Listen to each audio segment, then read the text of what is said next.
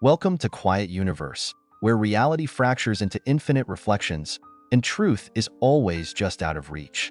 We stand before the shattered mirror, where broken pieces reflect not only the world around us, but the very essence of who we are. We'll dive deep into the fragmented nature of identity, the distorted perceptions that shape our understanding, and the sharp edges that can reveal hidden truths if we dare to look closer. So join me as we explore the mystery, superstition, and symbolism behind the broken mirror, and what it means to see the world and ourselves through fractured glass.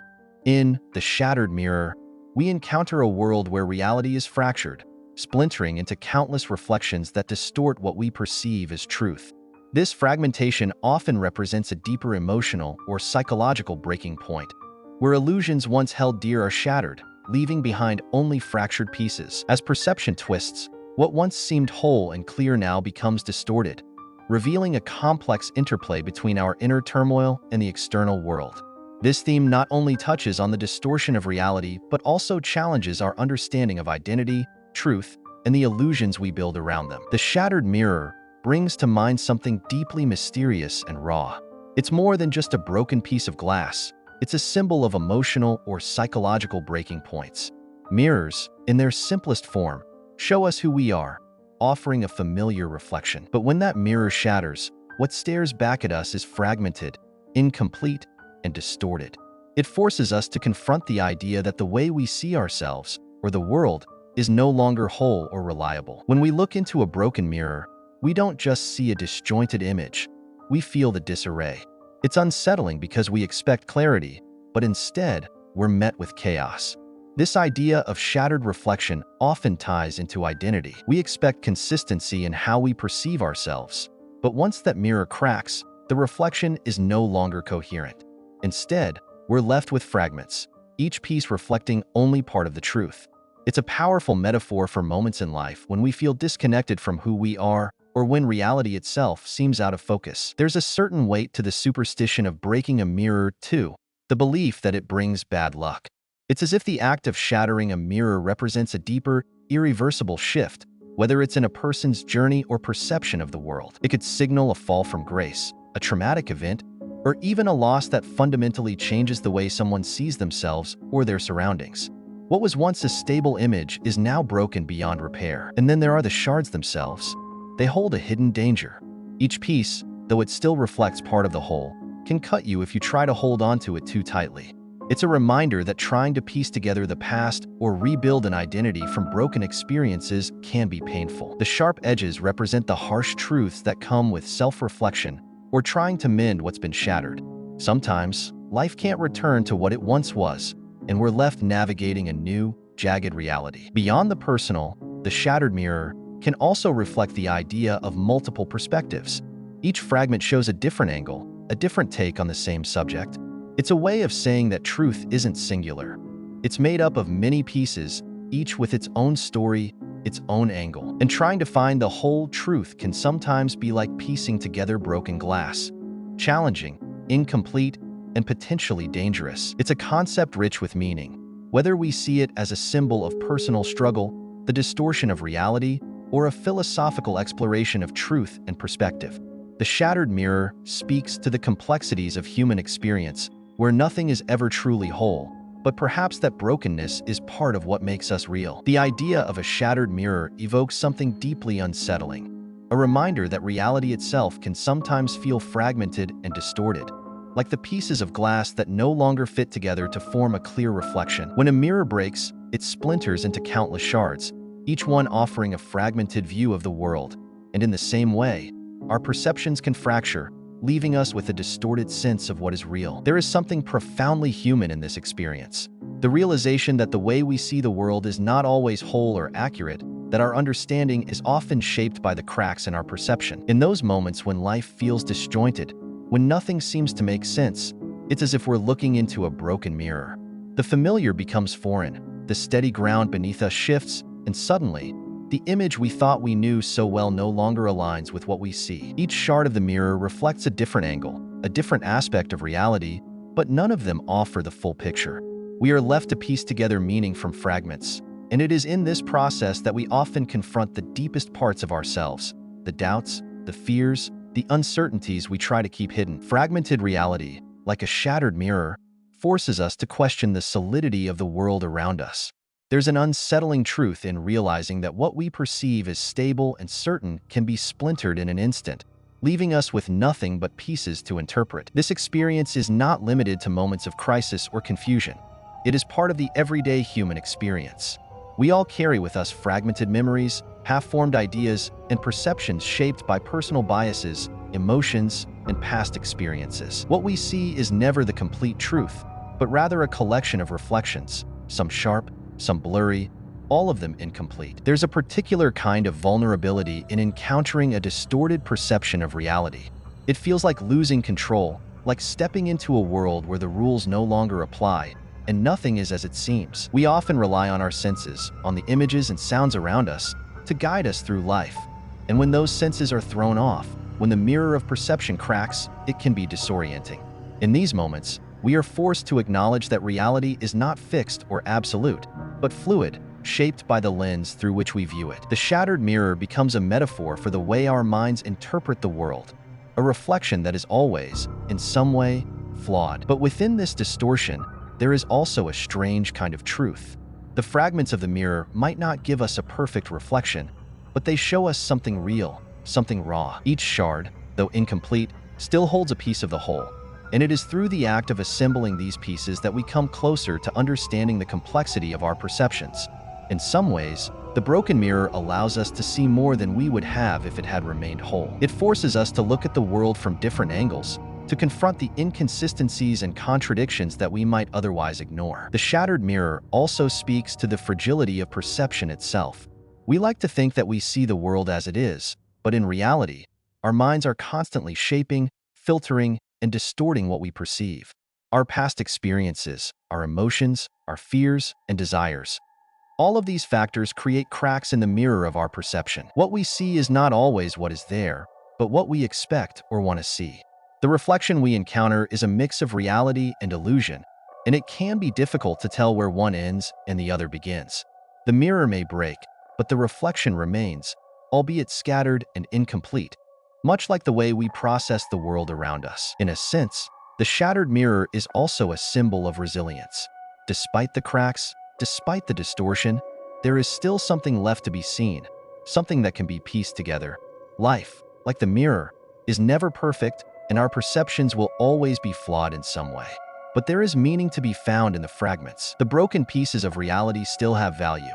They still reflect a part of the truth, even if that truth is incomplete. There is a certain strength in accepting the brokenness, in learning to navigate the world through the cracks and distortions, rather than seeking an unattainable perfection. At its core, the shattered mirror and the fragmented reality, it remind us of the complexity of perception.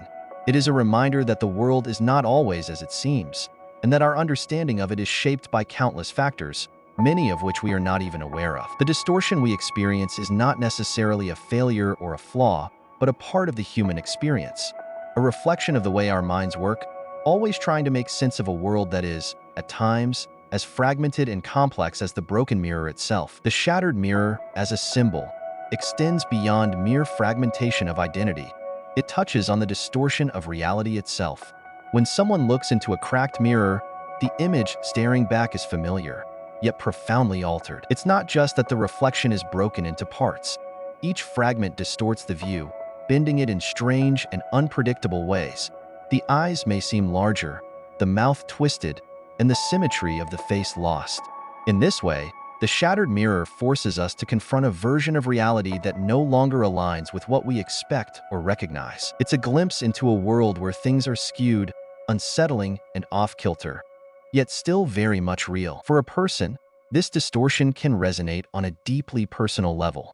Reality, in the human experience, is often thought of as something stable, solid ground beneath our feet. But life has a way of shaking that foundation, much like the cracks in the mirror. Trauma, loss, uncertainty, or even just the pressures of daily existence can warp the way we see ourselves and the world around us.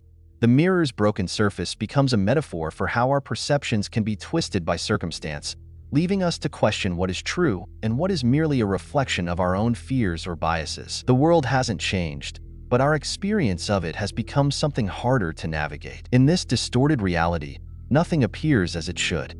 Conversations can feel disjointed, relationships strained, and the sense of self becomes almost unrecognizable. It's as if the mind plays tricks, showing you versions of events or emotions that don't quite add up. Each piece of the mirror reflects a slightly different version of what's in front of it, layering confusion on top of fragmentation. Reality, once something you could rely on, now seems subjective, fluid, slipping through your fingers as you try to grasp it. The fractured reflection becomes a metaphor for the mind's own inner conflict, caught between what we think we know and the disorienting twists life imposes on us. Yet, within this distorted reflection, there's a certain truth. The mirror, broken as it is, still reflects. It may twist reality, but it never ceases to show something real, even if that reality is not what we hoped for. This distorted world forces us to confront uncomfortable truths about ourselves, about others, about the fragility of certainty.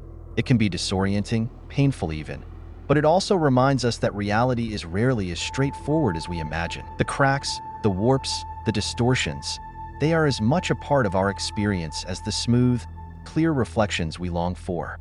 The challenge is learning to navigate this fractured landscape, accepting that even in distortion, there is clarity to be found if we look closely enough. The shattered mirror can represent a person standing on the edge of an emotional or psychological breaking point. Imagine a moment where all the pressure that's been building inside, the silent weight carried over time, finally becomes too much. The mirror, once whole, once capable of reflecting a stable image, suddenly fractures, unable to bear the strain any longer. In that instant, the reflection splinters, no longer able to hold together the pieces of a person who feels themselves unraveling. Each crack in the glass mirrors the cracks within, the fractures of an emotional landscape that can no longer remain hidden. For someone at this breaking point, life may continue to look normal on the surface, but underneath, it's as if the pieces of their mind and heart are scattered, like shards of a broken mirror. The weight of stress, fear, loneliness, or grief bears down until the moment arrives when something snaps. It's not always dramatic. Sometimes it's quiet, a feeling of numbness, of disconnection. Other times it's loud, erupting in anger or tears that have been held back for far too long. The shattered mirror reflects this raw, vulnerable state, a visual embodiment of a soul that can no longer hold together the illusion of being fine. At that breaking point, the reflection becomes disorienting. You may still see yourself, but it's not the you that you used to know. The pieces don't fit together anymore, and what stares back from the broken glass seems foreign, like a version of yourself that has been distorted by too much pain. You search the fragments for something familiar, for the person you were before things started to crumble, but the cracks hide that person from view. The mirror, just like the mind, reflects both what is and what was lost, a painful reminder that something inside has shifted irreversibly. And yet, even in this breaking, there is a kind of release. The shattered mirror symbolizes not just the breaking point, but the moment after. The moment when the pressure finally has somewhere to go, when the pieces fall and hit the floor. It's a moment of truth, where all the masks drop and you are left with what remains. There is pain in seeing yourself so fragmented, but there is also a strange relief in no longer having to pretend. The cracks are out in the open now. There is no more hiding behind a polished surface. The broken reflection becomes an opportunity, a chance to pick up the pieces and decide what to do with them. It's not the end of the story. It's the beginning of something new, even if that something is still raw and uncertain. The shattered mirror shows not just the breaking, but the possibility of rebuilding. Shattered illusions are one of those experiences that hit you in ways you don't always expect.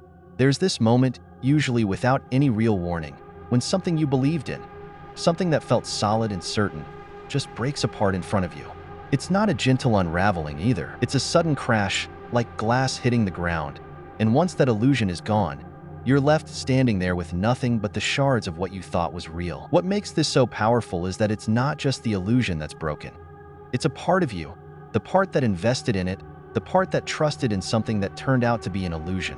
And when that breaks, it feels like the world shifts under your feet, leaving you disoriented. We all carry certain illusions, about ourselves, about others, about how life is supposed to work.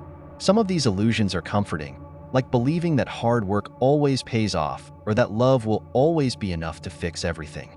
They're the stories we tell ourselves to make sense of things, to give us a feeling of control or hope. But when reality steps in and forces us to confront the fact that these stories aren't as foolproof as we thought, it can be devastating. It's not just the loss of the illusion itself, but the realization that the world is far messier, far less predictable than we allowed ourselves to believe. That realization can shake your sense of trust, not just in others, but in your own ability to see things clearly. Take relationships, for example.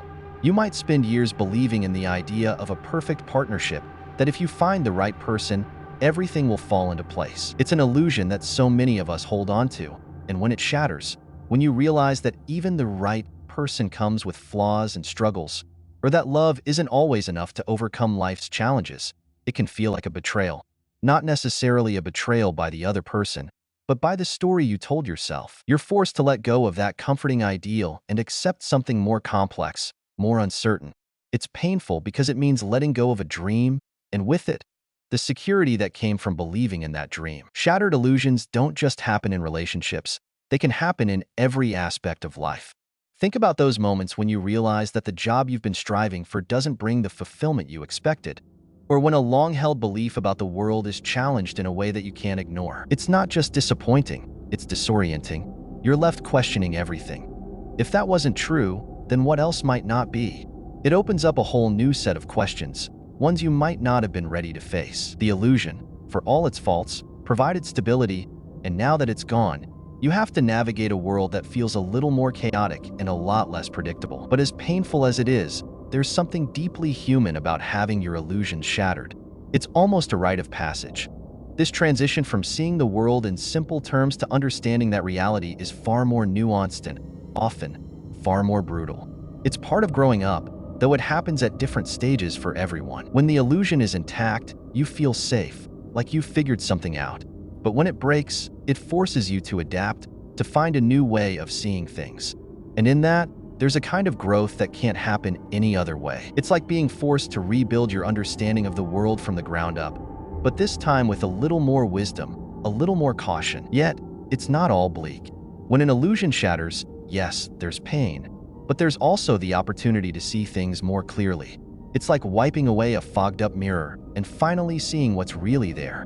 It might not be what you wanted to see, but it's real. And there's something grounding about that. There's a certain strength that comes from facing the world as it is, not as you wish it to be. You stop clinging to the stories that made you feel comfortable, and you start living in the reality that exists, even if it's less perfect than the one you imagined. The hardest part about shattered illusions isn't just dealing with the loss, but figuring out how to move forward without becoming cynical or closed off. The temptation is to guard yourself, to stop trusting, to avoid investing in anything that could disappoint you. But that's not really living. The challenge is to find a balance, to rebuild without retreating into a shell. You learn to approach the world with a bit more caution, a bit more realism, but without giving up hope entirely. And maybe that's the ultimate human lesson in all of this, that even when illusions shatter, you can still move forward, not with blind optimism, but with a kind of tempered hope, knowing full well that things might break again, but also knowing that you've survived it before. The loss of a coherent identity into the shattered mirror symbolizes the disintegration of one's sense of self, where what was once whole becomes fragmented and difficult to grasp. Identity, much like a mirror, reflects our understanding of who we are, but when it shatters, we're left with scattered pieces, each representing parts of ourselves but never forming a complete picture. In psychology, this fragmentation can be a result of trauma, internal conflict, or significant upheavals, leaving individuals struggling to recognize themselves. As the shattered mirror reflects a broken image, it echoes the experience of losing cohesion in one's identity and the challenge of rebuilding from the fragments. There comes a moment when the reflection staring back at you feels unfamiliar, like a stranger in the glass. It's not that you've changed overnight, but piece by piece, the sense of who you are begins to slip away. Your thoughts, your memories, the things that once anchored you, they no longer fit together the way they used to. It's as if the mirror of your identity, which once held you in its steady frame, has cracked. Now, instead of seeing a whole self, you see fragments, jagged pieces that no longer align. The loss of a coherent identity doesn't happen all at once. It's gradual, like a slow erosion. You begin to question the things you once knew about yourself, your values, your desires, your place in the world. The things that once made you feel solid and grounded seem to scatter, leaving gaps that are hard to fill. Sometimes, you don't even realize it's happening until you're looking back, trying to trace the person you used to be, only to find that version of yourself is out of reach. It's a deeply unsettling feeling because identity is more than just the sum of experiences. It's the glue that holds everything together, the thread that weaves through all aspects of your life, giving you a sense of continuity. But when that thread starts to fray, it's like trying to hold on to something that keeps slipping through your grasp. You try to pull the pieces back together to make sense of who you are, but the more you try, the more the edges blur. You can still see fragments of yourself, but they no longer fit into a coherent whole. There's a sense of disorientation in this, a feeling of being unmoored. You begin to wonder which parts of you are real and which parts have been lost along the way. Sometimes you catch glimpses of the person you used to be in the things you say or do, but those moments are fleeting, and they don't last long enough to make you feel complete again. Other times, you see a version of yourself that feels alien, like you're playing a role in someone else's life, detached from the core of who you are. What makes this experience so painful is the deep need for identity to be stable, to feel like there's something solid beneath your feet. When that's taken away, it feels like standing on shifting ground, never sure where you belong, never quite sure who you are anymore. You search for answers, for a way to rebuild, but the pieces don't always come back in the same shape.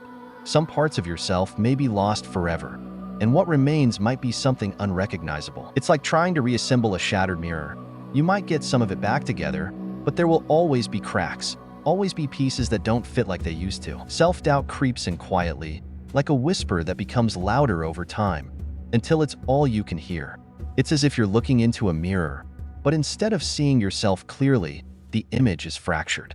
Each crack in the glass reflects a different version of you. None of them whole, none of them confident. The mirror becomes a symbol of your inner turmoil, a reminder that the way you see yourself is broken, scattered, never quite right. No matter how hard you try to focus, the reflection stares back with questions instead of answers. In moments of inner turmoil, it's hard to trust anything. Not your instincts, not your emotions, and certainly not the reflection in front of you. Every glance at the mirror is a reminder of the chaos inside. You try to hold it together, but the cracks run deep, spreading from one small doubt to another until it feels like your entire self is splintered. And it's exhausting, constantly trying to pull yourself back from that edge, from the feeling that everything you do is somehow wrong or inadequate. There's a loneliness in this too, because self-doubt isolates you, makes you feel like no one else sees the fractures the way you do.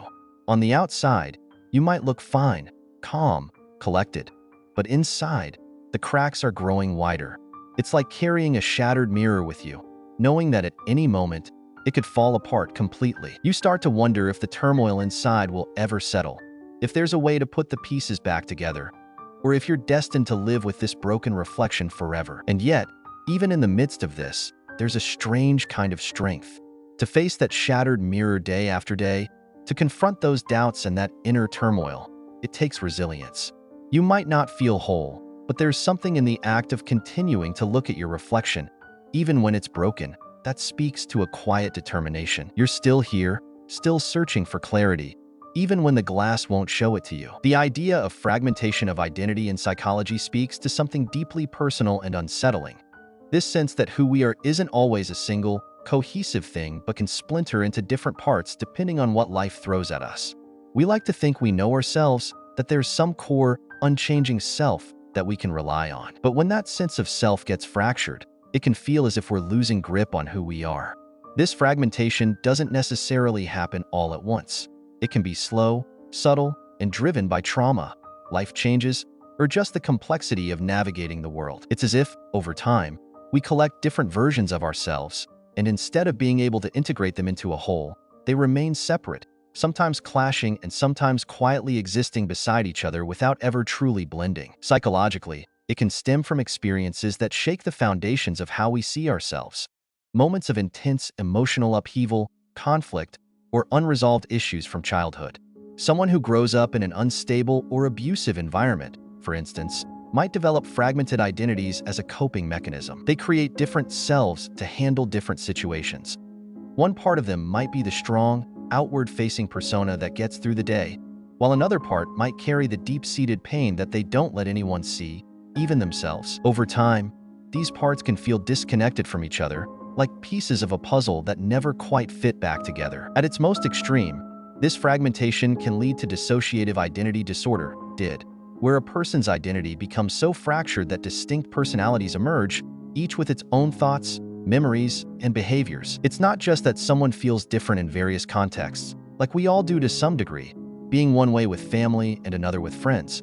For someone with DID, these identities can feel like entirely separate people living within the same body. They may not even be aware of each other, and the shifts between these identities can be jarring, leaving the person disoriented or feeling as though they've lost time. But fragmentation doesn't have to reach that level of severity to be profound. Most people experience it in smaller, more subtle ways.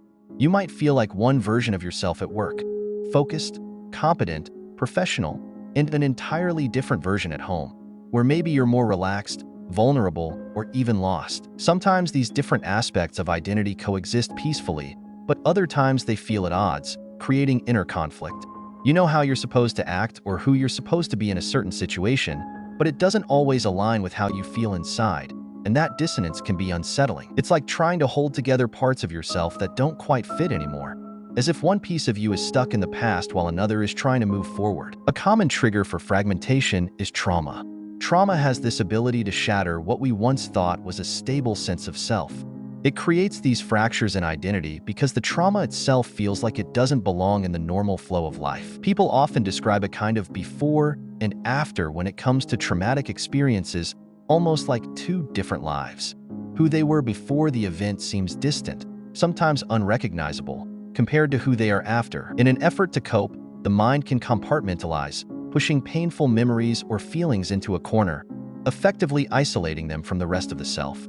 It's a survival mechanism, but it can leave someone feeling fragmented, as if part of them is stuck in the moment of trauma, while the rest tries to continue living. This fragmentation can also happen in less overt ways. We all go through transitions, growing up, moving, relationships beginning or ending. And with each shift, we shed parts of ourselves or adopt new ones. It's a natural part of change, but sometimes the pieces don't line up as neatly as we expect. You might look back on a version of yourself from 5 or 10 years ago and wonder how that person could be you. It feels distant, like a different life, and yet it's still part of your story. Over time, if we don't find a way to reconcile these different parts, they can start to feel like fragmented pieces of an identity that we can't fully access or understand. What's particularly human about fragmentation of identity is that, on some level, it happens to everyone. We all juggle different roles, different personas, and sometimes those personas clash. The challenge is finding a way to bring them together, to create a sense of continuity within ourselves even as life pulls us in different directions. It's not always about fixing the fragmentation but understanding it, making peace with the fact that we're complex, layered beings who aren't always going to feel whole or complete. And in that complexity, in those fragments, there's a truth about what it means to be human. Always evolving, sometimes fractured, but never static. In The Shattered Mirror, the concept of infinite reflections and broken shards becomes a metaphor for multiple perspectives. Each fragment reflects a different angle of the same reality, offering incomplete yet diverse views of the whole. This idea ties into philosophy, where truth is often seen as multifaceted. No single perspective can capture its entirety. The broken mirror becomes a symbol of how we perceive the world, through fragmented lenses, each providing a unique but partial understanding. This theme challenges the notion of singular truth, suggesting instead that reality is shaped by many perspectives, each contributing to a broader, more complex view. When a mirror shatters, it doesn't just break into a few large pieces. It fragments into countless shards, each one catching the light differently, each one offering its own reflection. What's strange about these broken pieces is that they seem to multiply the reflections, not diminish them. You see yourself repeated over and over, but none of the images are whole. Each shard holds a fragment of you, but none of them are complete.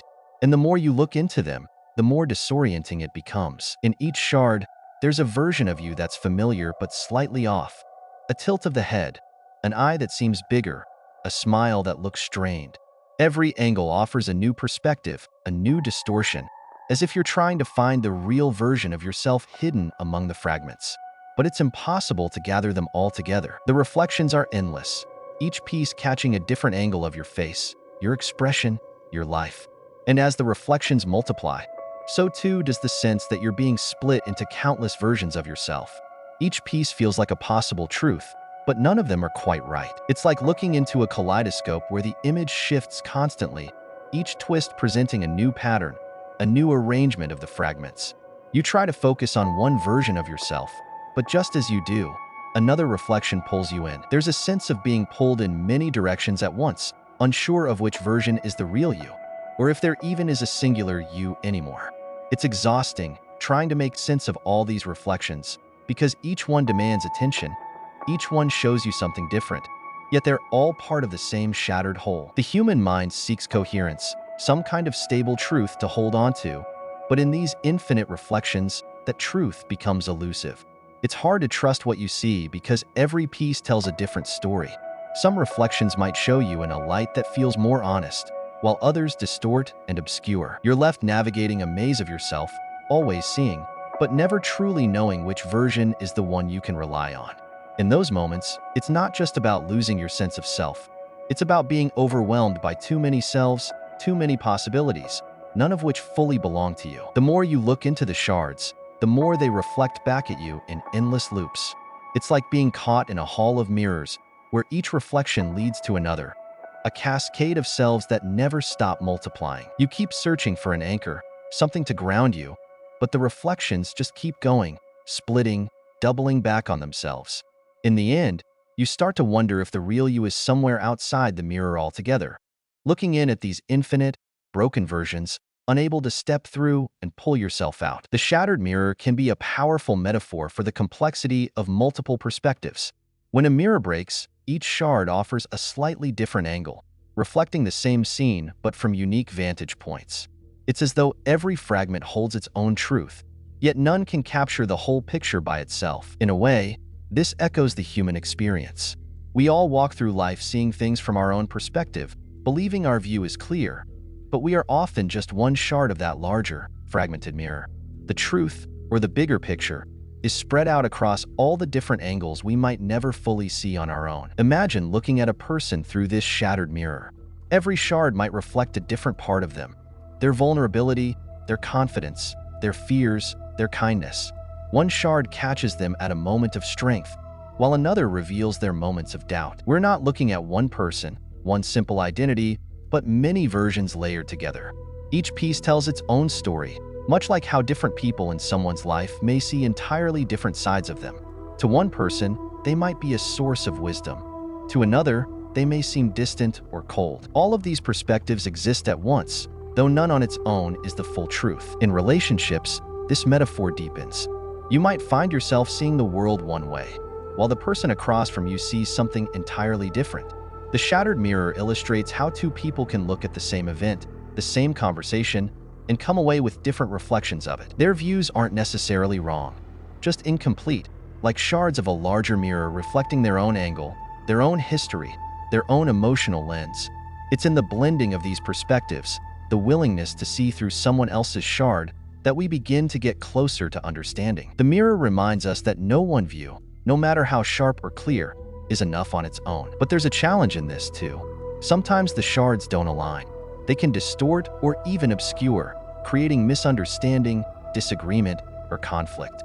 One person might hold up their shard and insist that what they see is the truth, while another clings to their own piece of the mirror with equal conviction. This is where the metaphor reveals its more human element, the difficulty of accepting that our perspective is only one of many, that there are other views just as valid, even if they don't match our own. The shattered mirror becomes a reminder that life is not about finding the one right reflection, but rather about piecing together these fragments into something richer, more complex, and deeply human. When a mirror is whole, it offers a single, unified reflection. You look into it and expect to see yourself as you are, or at least how you think you are. But once it's broken, that simple reflection splinters, and suddenly, what was once one truth becomes many. Each shard offers its own perspective, its own angle, but they're all still fragments of the same image.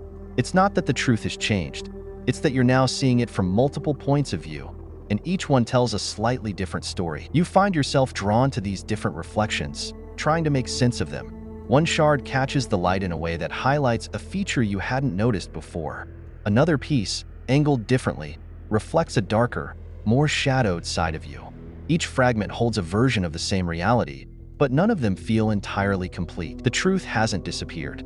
It's just been broken into pieces, and now you're left trying to understand it from all these different perspectives. It's a disorienting process, realizing that there isn't just one way to see things. What was once clear is now fractured, and each shard offers a different truth, one that's shaped by the angle of the glass, the light, and your own position as you look at it. You start to understand that no single piece can show you the whole picture, yet each one holds a piece of it, a reflection of the same reality you thought you knew. The more you look, the more you begin to see that every perspective is valid, even if it feels incomplete. One shard might show you something you've been avoiding, while another reveals a side of yourself that feels unfamiliar. It's not that any one version is wrong. It's that together, they form a more complex, layered understanding of who you are. You start to realize that truth, like a shattered mirror, is multifaceted. It can't be contained in just one reflection, one view, but it's not easy to hold all those perspectives at once. The mind craves simplicity, a single, clear image to hold on to. Yet, when faced with multiple angles of the same truth, you're forced to reconcile them, to accept that understanding is not always straightforward. It's messy, it's fragmented, and it requires you to piece together these different versions without expecting them to fit perfectly. And in doing so, you come to a deeper understanding, not just of the truth, but of how it can exist in so many forms at the same time. Philosophy, at its core, invites us to grapple with questions that often have no clear answers, questions that challenge our very understanding of existence, morality, knowledge, and the self. It is a discipline where multiple perspectives not only coexist but flourish, each one offering a distinct lens through which to view the world. What is striking about philosophy is that these perspectives are not isolated opinions, but deeply reasoned views shaped by centuries of thought, culture, and individual experience. Each perspective carries its own logic, its own inner world of assumptions and conclusions, and it is through engaging with these varied outlooks that we come to appreciate the complexity of the human condition. From one perspective, the world may seem to be governed by strict logical principles, where reason and deduction are the ultimate tools for understanding reality. This approach, often associated with rationalism, seeks certainty through the clarity of thought, positing that some truths can be known through reason alone, independent of sensory experience. The appeal of this perspective lies in its promise of order, the sense that beneath the chaos of everyday life, there is a structure that can be uncovered, a kind of hidden architecture of the universe. Yet, this rationalist lens is just one of many. Other perspectives, like empiricism, argue that knowledge is born not from the abstract workings of the mind, but from experience, from the tangible interactions we have with the world. To an empiricist, it is through seeing, touching, hearing, and feeling that we come to know anything at all. This view emphasizes the importance of the senses, of being grounded in the material world, and challenges the notion that pure reason can ever fully explain the richness of human experience. Where the rationalist seeks certainty in thought, the empiricist finds truth in the ever-changing flow of life itself. Still, another perspective might reject both reason and experience as the ultimate source of knowledge, turning instead to the deeper, more elusive realm of intuition or spiritual insight. From this vantage point, the world cannot be neatly explained through logic or empiricism, for it is imbued with mysteries that transcend ordinary understanding. This perspective often finds its expression in existentialism or mysticism, where the focus shifts to individual experience, the profound sense of freedom, and the search for meaning in a seemingly indifferent universe. In these philosophies, the individual stands alone in their quest for truth, guided more by inner conviction than by the rules of logic or the evidence of the senses. Then there are perspectives that focus less on the individual and more on the collective, on the social and cultural forces that shape our thinking. Marxism, for instance, argues that philosophy cannot be separated from the material conditions of society, that our ideas are deeply intertwined with economic structures and power dynamics. According to this view, the very act of thinking is political, and philosophy must be understood in the context of class struggle, exploitation, and the quest for social justice. This perspective forces us to confront the uncomfortable truth that our thoughts are not entirely our own, but are shaped by the world around us in ways we might not even realize. In contrast, a more existential perspective might focus on the individual's role in defining their own meaning, emphasizing personal responsibility and the weight of freedom. Here, philosophy becomes a deeply personal endeavor, where each person must grapple with the fundamental question of what it means to exist. Existentialism invites us to confront the inherent uncertainty of life, the absence of absolute answers, and the need to create meaning in a world that offers none. It is a perspective that resonates with the deepest fears and hopes of human life, offering no comfort other than the realization that we are free to choose our own path. Perspectives like pragmatism take a more practical approach, suggesting that the value of an idea lies not in its adherence to abstract principles, but in its usefulness in everyday life. In this view, philosophy is not just a theoretical exercise but a tool for navigating the world, a way of thinking that is deeply rooted in action and consequence. Pragmatism encourages us to ask not whether something is true in some ultimate sense, but whether it works, whether it helps us solve problems, make decisions, and live more fully. Philosophy, then, is not a monolithic pursuit, but a rich tapestry woven from the threads of countless perspectives, each one offering its own answers to the fundamental questions of life. The beauty of this diversity lies in the fact that no single perspective can claim to have the final word. Instead, they exist in dialogue with one another, each contributing to a broader, more nuanced understanding of reality. Through engaging with these different perspectives, we are reminded that the world is far too complex to be captured by any one way of thinking. We are, by nature, beings of contradiction and complexity, capable of holding multiple truths at once. What makes philosophy so deeply human is precisely this plurality of perspectives.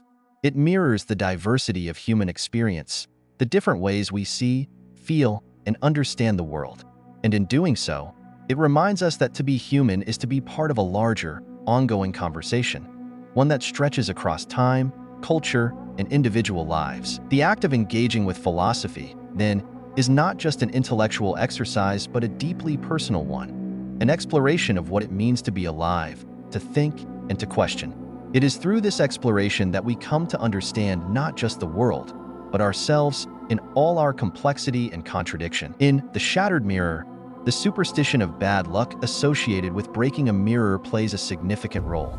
For centuries, mirrors have been seen as portals to the soul, and breaking one is thought to sever that connection, bringing misfortune. This belief ties into the idea that once a mirror shatters, something is irreparably lost, whether it's good fortune, personal stability, or even a piece of one's identity. The broken mirror becomes a symbol of disruption and foreboding, reflecting the deep-rooted human fear that some breaks, whether physical or metaphorical, come with unavoidable consequences. There's something about a broken mirror that sends a shiver through you, even if you don't believe in superstitions.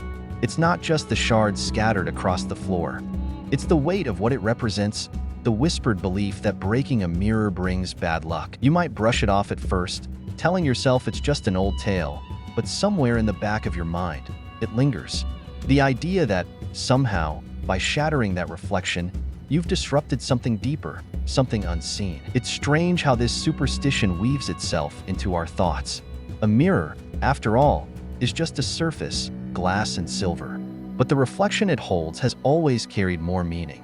It's a symbol of self, of perception, of reality. So when it breaks, it's not just the mirror that's shattered.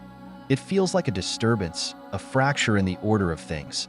The thought creeps in that maybe, just maybe, something has shifted in your life because of that one careless moment. You start to notice small things, a misplaced item, an unexpected delay, a strange silence in a conversation, and wonder if it's all connected, if the mirror's break is casting its shadow over your days. Superstitions cling to us because they tap into a primal part of the human mind, the part that seeks patterns, that wants to make sense of randomness.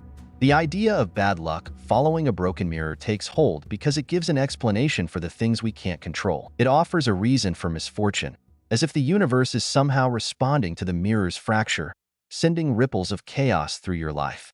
And even if you don't fully believe it, there's a small voice that wonders what if. What if, in breaking that mirror, you've invited something unwelcome into your world? For some, the superstition becomes a self-fulfilling prophecy.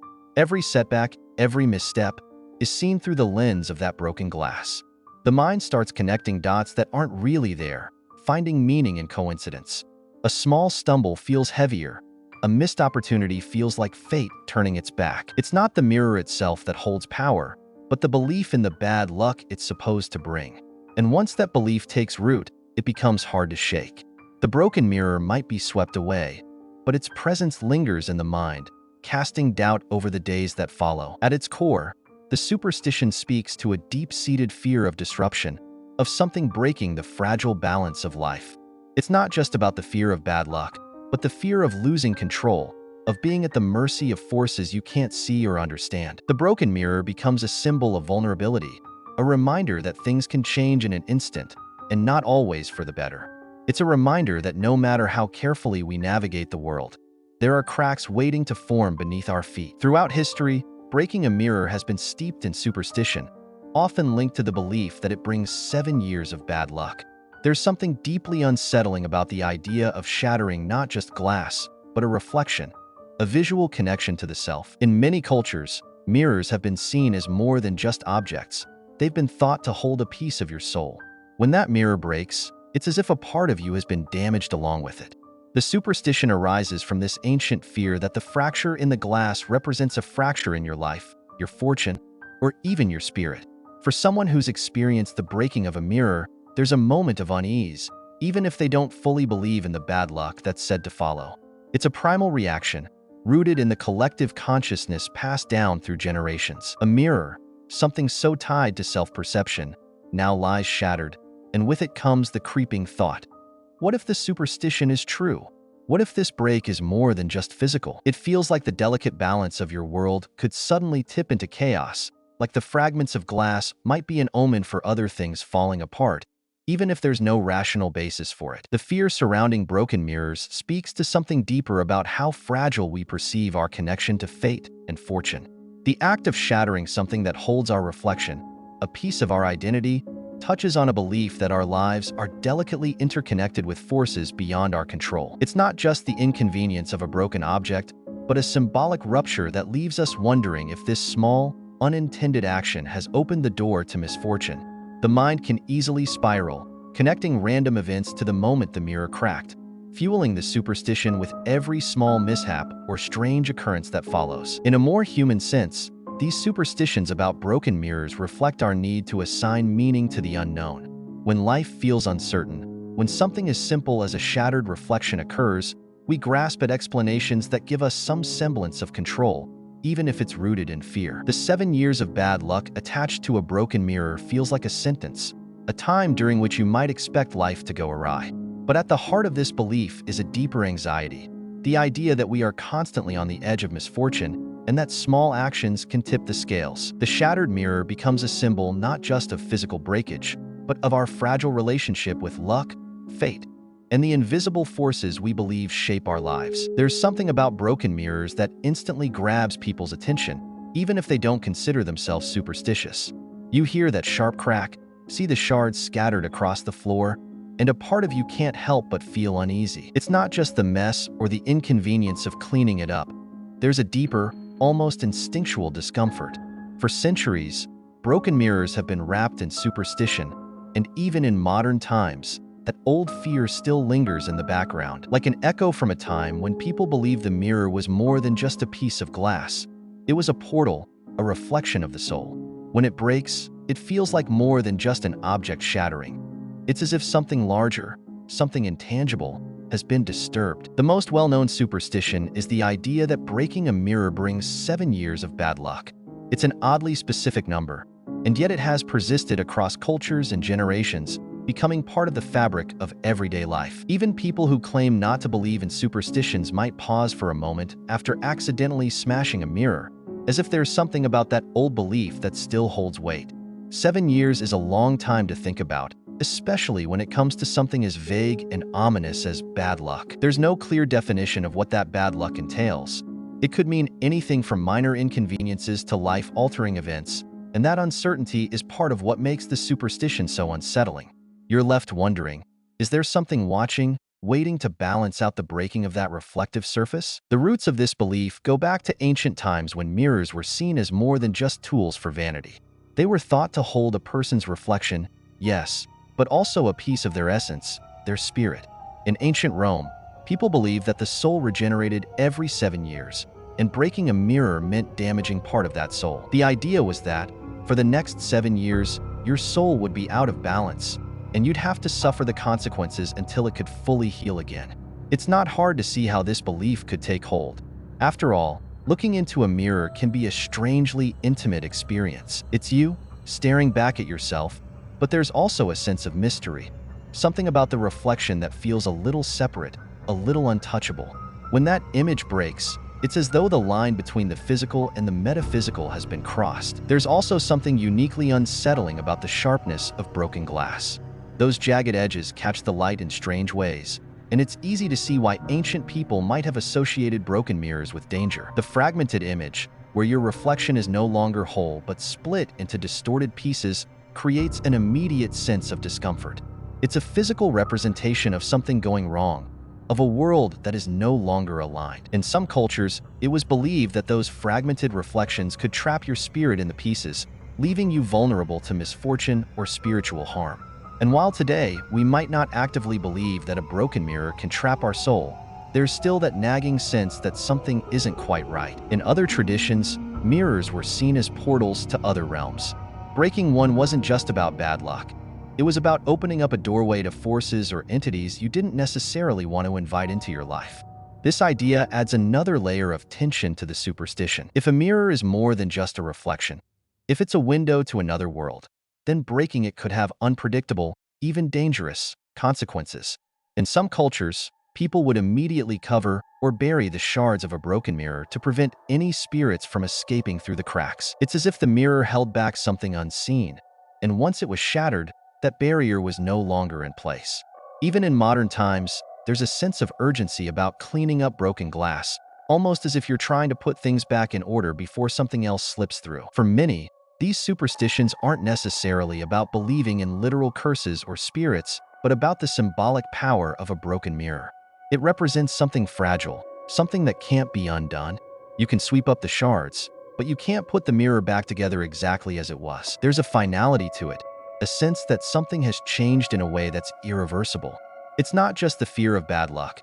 It's the recognition that life itself is fragile, that things can break in an instant, and that once they do, you're left to deal with the consequences, whether those are physical, emotional, or even spiritual. What's striking about these superstitions is how they manage to linger, even when we know, rationally, that breaking a mirror is just an accident, a moment of clumsiness or bad timing. But maybe that's the point. Superstitions like this persist because they speak to something deeper than rational thought. They tap into the part of us that wonders if there's more to the world than what we can see. If maybe, just maybe, breaking a mirror is more than just an accident. It's a reminder of how much we don't know, how much of life is beyond our control. And in a world where so much is uncertain, that little piece of glass can still hold an unnerving amount of power. The concept of irreparable loss in the shattered mirror is symbolized by the impossibility of restoring the mirror to its original, unbroken form. Once shattered, it cannot be made whole again, much like certain aspects of life or identity after profound change. This break represents not just loss, but also the transformation that follows, forcing a new understanding to emerge from the fragmented pieces. The inability to return to a singular, coherent state challenges the idea of a singular truth, as the broken mirror invites us to see how transformation often comes from accepting what can no longer be fixed. When something shatters, the first instinct is to fix it, to gather the pieces and try to restore what was lost. But with a mirror, once it's broken, no matter how carefully you collect the shards, it's impossible to piece it back together the way it was. The cracks remain, the edges jagged, and the reflections distorted. There's a sense of frustration in this, a feeling that despite your best efforts, you can't undo what's been done. You might try to fit the pieces back, hoping to recreate the smooth, clear surface it once had, but they never quite align. Some fragments are too small to find. Others have splintered in ways that no longer match. It's not just the physical impossibility of reassembling the mirror. It's the deeper realization that something has changed permanently. There's a loss of wholeness, a fracture that extends beyond the glass itself. When you look at what's left, you're not just seeing a broken object. You're seeing the symbol of something that can't be made whole again. The act of trying to repair it becomes a reminder of how fragile things are, how easily the structure of something solid can be reduced to chaos. In life, there are moments like this, where something breaks inside you, and you spend so much energy trying to get back to the way things were. But just like with the shattered mirror, the pieces never fit the same way. There's always something that's missing, something that's been altered in a way that can't be undone. You may get close, you may gather most of the fragments, but the result is never the same as the original. And that's the hardest part to accept, the realization that some things, once broken, can't be fully restored. There's a sense of mourning in this, not just for the thing that was lost, but for the effort that feels wasted. You want to believe that with enough patience, enough focus, you can fix what's been shattered. But the more you try, the more the cracks show, the more the brokenness asserts itself. It's not just a reminder of the fragility of the mirror, it's a reminder of the fragility of everything. The pieces, no matter how carefully handled, will never form the perfect reflection they once did. And in accepting that, you come to understand that some things, once fractured, will forever carry those cracks. When a mirror shatters, there's an undeniable finality to it. No matter how carefully you might gather the pieces, no matter how meticulously you try to reassemble them, it's impossible to restore the mirror to its original, whole state. The cracks will always be visible. The sharp edges will always be there. This mirrors the human experience in a way that feels deeply personal. Once something inside us breaks, whether it's a relationship, a sense of self, or a belief, it's never quite the same again. We can try to put the pieces back together, but the wholeness we once knew is lost, and in its place is something altered, something forever marked by the break. For someone who's gone through this kind of experience, there's often a struggle to accept the new reality. The mind clings to the idea of how things were, how they felt before the cracks appeared. There's a longing to return to that state of completeness, to erase the damage and restore what was lost. But with time comes the painful realization that this is impossible. The break changes you. Even if you manage to fit the pieces together, the lines where they fractured remain, a constant reminder of the event that shattered them in the first place. It's a reminder that once broken, some things can't be undone. The inability to return to a whole state can feel like a loss, a sense of grieving for the self, or the situation that once was. It's human nature to resist this, to want to fix, to mend, to believe that if we try hard enough, things can go back to the way they were. But in reality, that wholeness is elusive, just out of reach. The harder we try to restore it, the more we confront the fact that it's an impossible task. The cracks in the mirror, like the cracks in us, tell a story that can't be erased, only carried forward. And yet, within this inability lies a kind of strength. To accept that the mirror will never be whole again is to accept that we, too, will carry our cracks, our scars, with us. It's about learning to live with the fractures, rather than trying to pretend they don't exist. The reflection may never be perfect, but it's real. The broken pieces may never fit together as they once did, but they still reflect something, a deeper, more complex version of the self. This acceptance of the brokenness, of the inability to return to a perfect state, becomes its own kind of healing. It's not about erasing the past, but about finding meaning in the pieces that remain. When a mirror shatters, there's an immediate sense of loss. The reflection that once offered clarity is gone, leaving only broken fragments behind. It's not just the mirror that's been lost, but the image of wholeness, the comfort of seeing something complete and recognizable. In that moment, everything feels disrupted, as if the certainty you had about who you were or how things were supposed to be has been fractured along with the glass.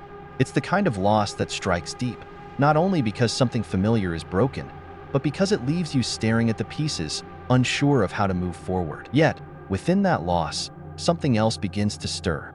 Transformation. The shattered mirror may never return to its original state, but it opens the door to something new.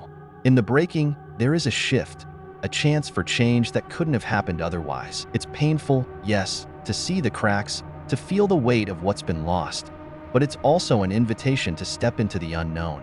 The pieces of the mirror no longer reflect just one image. They reflect many.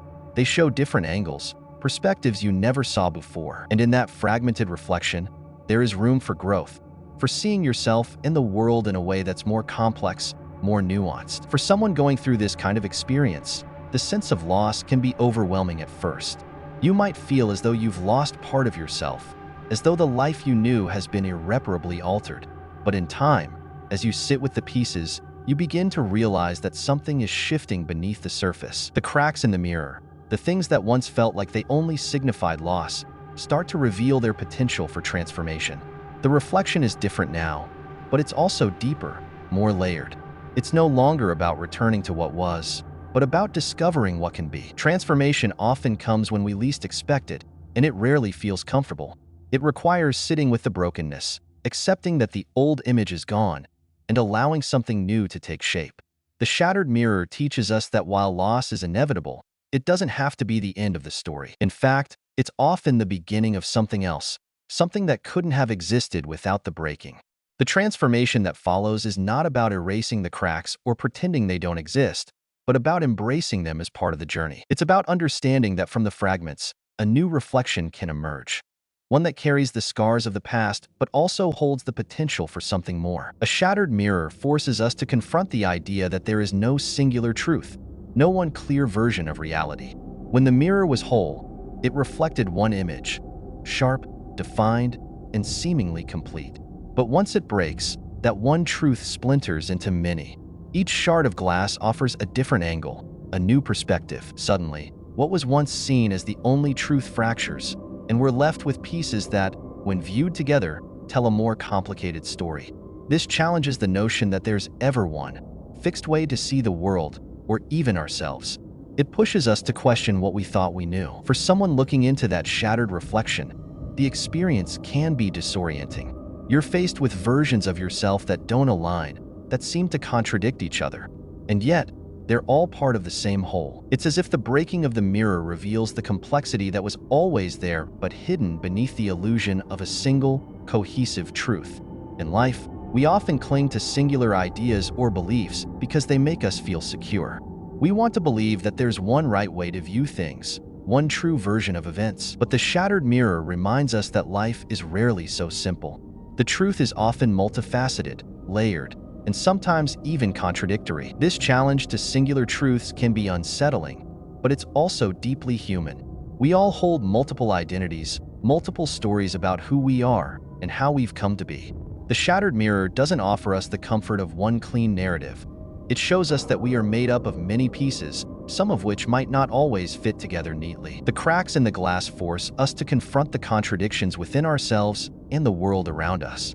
It's not about choosing one truth over another, but about holding space for all of them, accepting that they can coexist even when they seem to conflict. In many ways, this challenges the way we navigate relationships, beliefs, and even our sense of self.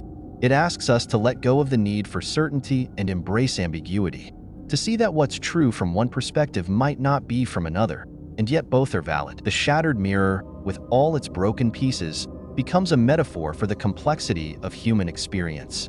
It's a reminder that singular truths are often illusions, and that the real depth of understanding comes from embracing the messiness of multiple, overlapping realities. It's in this fractured state that we begin to see things not as they should be, but as they truly are. In the shattered mirror, inner turmoil and self-doubt are reflected in the broken shards, each piece symbolizing unresolved emotions and internal conflict. The fragmented mirror becomes a powerful image of the way self-doubt distorts our perception of ourselves, amplifying insecurities and creating a fractured sense of identity. As the mirror's cracks deepen, they mirror the emotional struggles within, hidden doubts, fears, and anxieties that disrupt inner peace.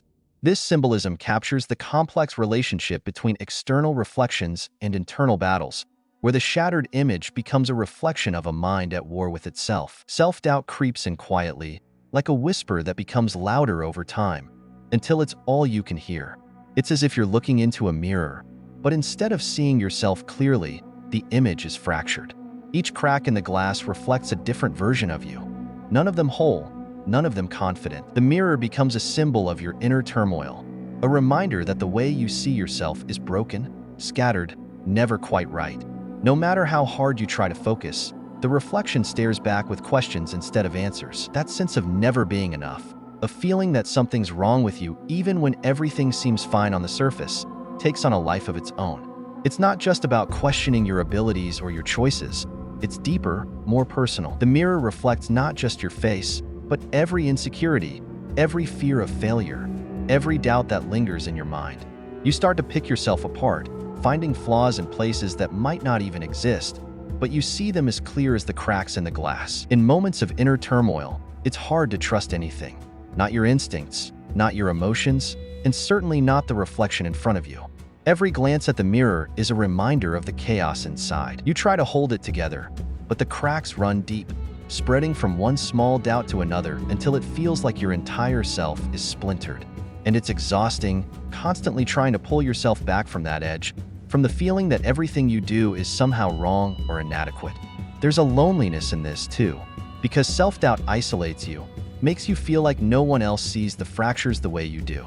On the outside, you might look fine, calm, collected, but inside, the cracks are growing wider. It's like carrying a shattered mirror with you, knowing that at any moment, it could fall apart completely. You start to wonder if the turmoil inside will ever settle, if there's a way to put the pieces back together, or if you're destined to live with this broken reflection forever. And yet, even in the midst of this, there's a strange kind of strength. To face that shattered mirror day after day, to confront those doubts and that inner turmoil, it takes resilience. You might not feel whole, but there's something in the act of continuing to look at your reflection, even when it's broken, that speaks to a quiet determination. You're still here, still searching for clarity, even when the glass won't show it to you. The concept of brokenness often carries an unseen danger, sharp fragments that remain hidden within the shattered pieces. These fragments can cause harm, especially when we attempt to piece things back together. What initially seems like a simple repair may reveal deeper risks, both physically and emotionally. Later, we will dive deeper into how these hidden dangers manifest and explore the delicate balance between healing and harm when dealing with brokenness. The sharpness of broken glass is deceptive. When a mirror shatters, the fragments seem harmless at first, small, glittering pieces scattered across the ground. But there's an edge to each shard, something dangerous lurking in its jagged lines. It's easy to think you can simply sweep up the pieces, gather them, and move on. But the danger is always there, hidden in plain sight. Each fragment, no matter how small, has the potential to cut, to wound unexpectedly. There's something unsettling about this. The idea that what once reflected your image so clearly can now cause pain. It's not just the physical danger of the shards, but what they represent. Those sharp fragments are a reminder of how something that once seemed whole can turn harmful when it breaks. The same mirror that showed you your face now holds the risk of injury, and the act of picking up the pieces becomes an exercise in caution. Every movement is careful, deliberate, because one wrong step and you could find yourself bleeding from a wound you didn't see coming. In life, this is much the same. The things that break us, the events or emotions that shatter our sense of self, can leave behind sharp edges that are hard to navigate. You might think you're past it, that you've moved on from whatever fractured you, but those hidden dangers remain, waiting to catch you off guard. The emotional wounds are just as real as the physical ones, and sometimes they cut even deeper. A moment of carelessness, a slip in judgment, and suddenly you're reminded of those broken pieces, those jagged edges you thought you had left behind. It's not always easy to see where the danger lies. The fragments are small, some almost invisible, yet they have the power to cause harm long after the initial break. You tell yourself you're handling it, that you've cleaned up the mess, but the truth is, some pieces are too small to notice until it's too late. And when you're cut, it's a sharp, sudden pain. Unexpected, but not unfamiliar. It's a reminder that the brokenness is still there, beneath the surface, waiting for the right moment to show itself. The real danger lies in underestimating these fragments, in thinking you've collected every piece. It's the false sense of security that catches you off guard, the belief that you've moved past the damage when in reality, it's still there, hiding in the corners, waiting to catch you when you're not paying attention. When a mirror shatters, the instinct is often to try and piece it back together. But there's a real danger in that attempt. The jagged edges, sharp and unpredictable, pose a risk that wasn't there before. Each fragment holds the memory of what the mirror used to be, but in the act of picking it up, you risk cutting yourself, drawing blood in your effort to restore what's been broken. This is no longer the smooth surface it once was, and handling it requires more caution than we often realize. In the same way, when a person tries to piece back together parts of themselves after experiencing something that's broken them, whether it's loss, betrayal, or an identity shaken, they risk hurting themselves in ways they didn't expect. The human desire to return things to their former state is powerful. We crave wholeness, the comfort of something familiar. But in trying to force the pieces back into place, there's an inherent struggle. Some of the shards no longer fit the way they once did, and others are too small, slipping from your grasp, leaving you to wonder if they ever really belonged. It's tempting to press forward, to insist that with enough effort, everything will come together as it once was. But much like handling broken glass, the tighter you grip, the more likely you are to end up wounded. The pieces may cut deeper than the original shattering ever did. Emotionally, this can play out in subtle but dangerous ways. A person might push themselves to get over a trauma or force themselves to return to who they were before, not realizing that those very efforts are causing more harm. They might try to hold together relationships, ideals, or self-images that no longer fit, refusing to accept that some things, once broken, can never be exactly the same again. The more we cling to the past, to the version of ourselves we knew before the cracks appeared, the more we risk damaging our present. The edges are too sharp, the pieces too fragmented. In trying to restore something that's fundamentally altered, we often overlook the possibility of healing through accepting the new shape of things, rather than forcing the old one back into place. There's also the danger of overlooking what the cracks reveal. A broken mirror gives glimpses of things you might not have noticed before. Hidden angles, different perspectives.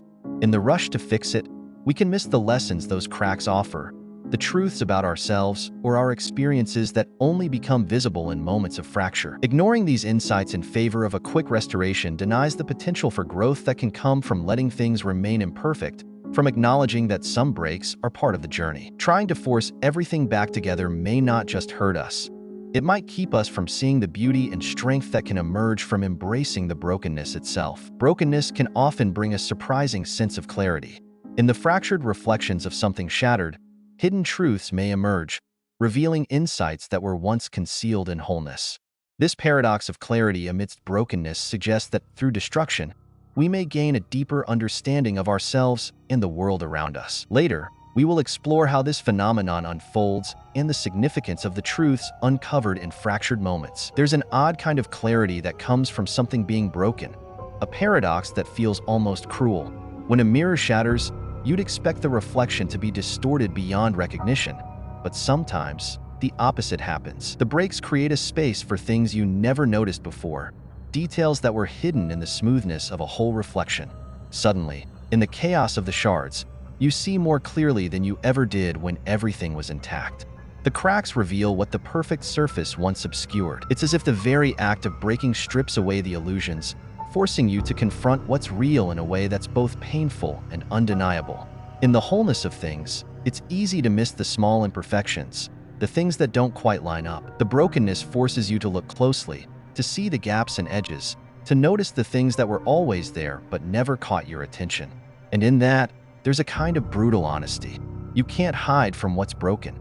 It demands to be seen, to be understood for what it is. In life, this happens too. When everything is going smoothly, clarity can be elusive, lost in the rhythm of routine.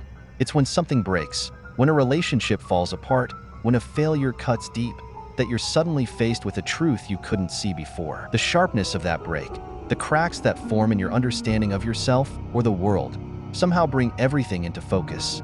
It's not the clarity you wanted, but it's the one that forces you to see things as they are, not as you wish they were. There's a strange comfort in this clarity, even though it comes from a place of pain. The broken pieces don't lie. They show you the parts of yourself you've been avoiding, the aspects of your life that need attention. And while it's unsettling to face that kind of raw truth, it's also freeing. You're no longer trapped by the illusion of perfection. The brokenness, in its harshness, gives you a clearer view of reality than the smooth, unblemished surface ever could. What's most surprising is that this clarity isn't just about seeing the flaws. It's also about recognizing the strength that comes from facing them. In the fractured reflection, you see not just the break, but your ability to survive it. The mirror may never be whole again, but in its brokenness, it reveals something more true than the perfect image ever did. That you are more resilient, more capable of holding together the pieces than you realized before it all shattered. A shattered mirror, with its broken pieces reflecting fragments of reality, can reveal hidden truths that would otherwise go unnoticed in a smooth, unbroken reflection. When the mirror is whole, the reflection is clear and direct, offering an uncomplicated view of the world. But once it shatters, something unexpected happens. Each fragment, now angled and bent in its own way, catches different aspects of the light, showing parts of the room or the face that weren't visible before. It's in this distortion, in the scattered nature of the reflection, that we begin to see things we hadn't noticed, truths that might have remained hidden beneath the surface of everyday life. For someone looking into a shattered mirror, it's disorienting at first. The broken pieces reflect back not one cohesive image, but many, each slightly warped or shifted. And yet, there's a depth in those fractures that wasn't there before. The cracks reveal layers, angles, and dimensions that were once hidden, offering glimpses into parts of ourselves or our experiences that we might have overlooked.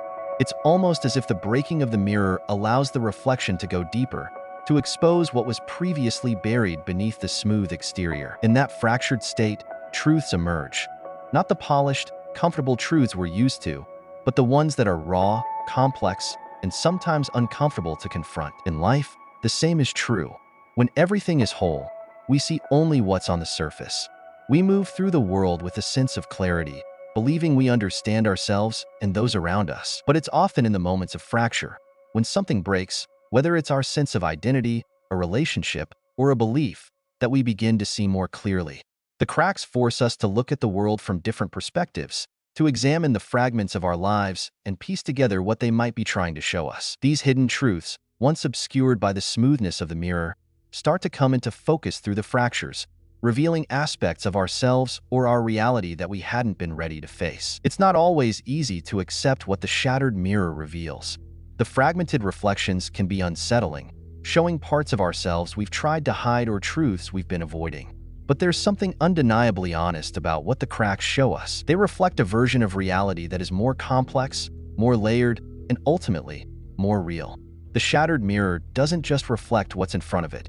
It captures the light from every angle, revealing the hidden corners and the shadows that we might have missed before. In this way, the fractured reflection becomes a symbol of the deeper truths that emerge in times of crisis or change, reminding us that sometimes it's only when things break that we truly begin to see. The interplay between the past and present creates a reflective surface where both timelines converge. In this reflection, the present moment is often influenced by fragments of the past, shaping our perceptions and decisions. This dynamic reveals how our history is intertwined with our current reality, creating echoes that resonate through time. We will later explore how this reflection impacts our understanding of the now, and how the past continually shapes our present experiences. A mirror, even when whole, never just reflects the present moment. Every time you look into it, there's a piece of the past staring back at you, a reminder of who you've been. In its surface, you see not only your current reflection, but the echoes of past versions of yourself, layered beneath the present. The face looking back is shaped by every experience, every decision, every moment that led you to this point. It's impossible to separate the two. The present and the past are intertwined, blending together in ways you can't always see, but always feel. When a mirror shatters, the split between past and present becomes even more pronounced. Each fragment holds a sliver of now, while simultaneously reflecting pieces of what was. You might see your current self in one shard, but in another, there's a reminder of who you used to be, a version of you that no longer exists, yet lingers in the edges of your mind. The broken glass becomes a symbol of how the past doesn't just disappear. It fractures into the present, influencing how you see yourself today. There's a haunting quality to this, realizing that every time you look at your reflection, you're seeing not just who you are, but who you've been. The choices you've made, the mistakes, the triumphs, they're all there, subtly shaping the person staring back at you. It's not always obvious, but in the broken pieces, you can start to trace the connections. One fragment might remind you of a time when you were stronger, more confident, while another reveals a vulnerability you thought you'd left behind. The mirror, in its shattered state, becomes a complex reflection of both timelines, offering glimpses of how they coexist. This duality can be unsettling, especially when you're trying to focus on the present. The past isn't always something you want to revisit, yet it's there, woven into the cracks of the reflection. But it's also a reminder that the present isn't formed in isolation. Who you are now is a culmination of everything that's come before. The mirror shows you the scars and the growth, the lessons learned and the ones still in progress. It's both a comfort and a challenge, forcing you to confront not just where you are, but how you got here. In those moments of reflection, you begin to see that the past isn't something to be feared or erased. It's part of the foundation of who you are, and even in the brokenness, there's clarity in understanding that. The mirror doesn't lie. It reflects the truth of your journey, fractured though it may be, revealing both the present moment and the long, winding path that led to it. Mirrors have long held powerful symbolism in literature, mythology, and art. In mythology, mirrors often represent self-reflection, truth, or alternate realities. Broken objects in art, especially mirrors, carry a deeper meaning, suggesting themes of fragmentation, loss, and transformation. Folklore and fairy tales frequently use mirrors as portals to hidden truths or otherworldly realms, creating a mysterious connection between the seen and unseen. Later, we will delve into these symbolic roles, unraveling the meanings behind mirrors in stories, myths, and creative works across time. Mirrors have always held a deep, almost magical place in both literature and mythology.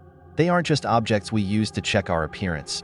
They reflect something far more profound: our sense of self, our inner thoughts, and sometimes even our fate. Throughout stories, mirrors often serve as gateways between worlds or as tools of introspection, forcing characters and readers alike to confront their true selves, whether they are ready or not. There's something about staring into your reflection and wondering what's beyond it, as if the person looking back at you isn't just a simple reflection but holds layers of meaning that go far beyond the surface. In many mythologies, mirrors carry a power that transcends their physical properties. In Greek mythology, the story of Narcissus comes to mind. Narcissus was so captivated by his reflection in the water that he fell in love with it, not realizing it was himself. The reflection became a symbol of vanity, self-obsession, and ultimately, self-destruction. He was trapped by the image of himself, unable to break free from the allure of his own reflection. It's a tragic tale, but it speaks to something that feels very human. This strange relationship we have with ourselves, how we view who we are, and how, sometimes, that perception can be distorted, leading us to either idolize or despise what we see. In literature, mirrors often serve as portals to different worlds or alternate realities. In Lewis Carroll's Through the Looking Glass, the mirror becomes a threshold into a world that is both familiar and bizarre, an inverted reflection of reality where logic and rules are turned upside down. The mirror reflects not only the physical world, but also the mind's capacity for imagination, fantasy, and the absurd. In that sense, mirrors aren't just about looking at what is. They're about considering what could be, what might exist on the other side of perception. It's an unsettling idea, the thought that a simple reflection could open a door to something unknown. Then there's the darker side of mirrors in mythology, where they act as tools for deception or entrapment. In many folk stories, mirrors are used by witches or villains to manipulate or trick their victims. The idea of a mirror not showing the truth, but rather a twisted version of reality taps into our fears of being deceived, of not being able to trust even what we see with our own eyes. There's an element of horror in that, a reflection, something so familiar, becoming the source of fear. You see this in tales like Snow White, where the evil queen's magic mirror doesn't just reflect beauty. It reflects jealousy, insecurity, and the dangerous obsession with being the fairest of them all. The mirror speaks, it tells her something she doesn't want to hear, and from there, a cascade of dark events unfolds. In many ways, mirrors in literature and mythology are a metaphor for self-examination. They force characters, and by extension readers, to confront the truth about themselves, whether it's a truth they want to face or not. There's something so human about that, about looking in a mirror and seeing not just your reflection but all the things you hide from the world. It's no wonder that mirrors are often seen as mystical or dangerous objects. They compel us to be honest, to confront who we are, and sometimes, to deal with parts of ourselves we'd rather leave hidden. Whether it's in myth, where mirrors reveal the soul, or in literature, where they serve as gateways or tools of deception, the power of a mirror lies in its ability to make us face ourselves, sometimes for better, sometimes for worse. In art, broken objects often carry a weight of meaning that reaches far beyond their shattered form. They seem to echo the fragility of life itself, each crack or missing piece speaking to the inevitable wear and tear of existence. There's something deeply human in the way we encounter these broken things, something that resonates with our own sense of imperfection, loss, and the passage of time. A vase, once whole, now in fragments, tells a story of something gone wrong, of an accident or a deliberate destruction, but it also hints at the possibility of repair, of things coming back together in new ways. These broken objects invite us to reflect on the beauty that still lingers in their form, despite, or perhaps because of, their incomplete state.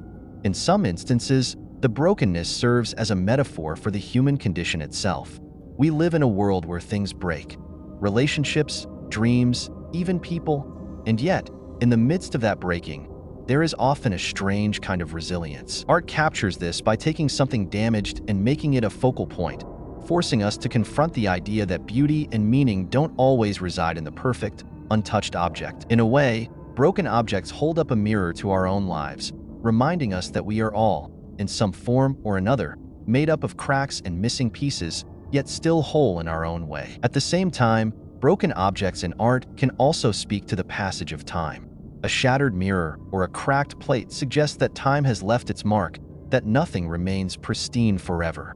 These objects are frozen in a moment of transformation, caught between what they once were and what they have become. This transformation is not always negative. Sometimes, the break reveals something new, an aspect of the object that wasn't visible before.